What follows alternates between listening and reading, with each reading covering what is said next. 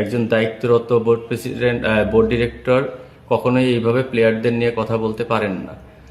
আমরা ইমিডিয়েট উনার আচ্ছা, আমি বুঝলাম না, ও হেস্তে মতুন না মিথুন সাহ? ওই যে আমাদের পরিচালক, বিসিবির পরিচালক নাজমুল হক, উনি খারাপ কি বলেছেন? দালাল রে তো দালালই বলবে, তাই না? তামিম ইকবাল ভারতের দালাল, দালাল রে দালাল বলছে। তোমাদের এত শৈলে লাগে কেন? তোমরা কোন বালটা শীর্ষ ক্রিকেট খেললে, এই হস্তমেতুন আর বাংলাদেশের মায়ের দোয়া ক্রিকেটে? তোমরা আজ পর্যন্ত বাংলাদেশের জন্য কি করছো? কি গুড়ার ডিমটা করছো?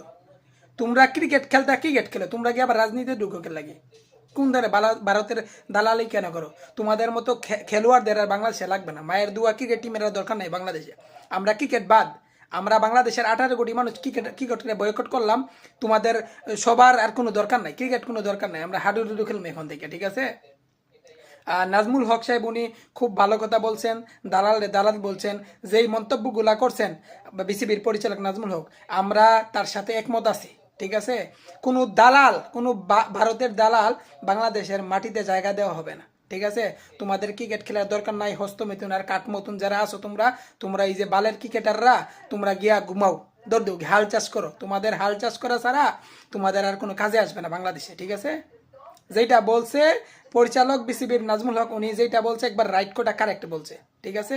সামসামি করা যাবে না ভারতের, সোজা বাংলা কথা।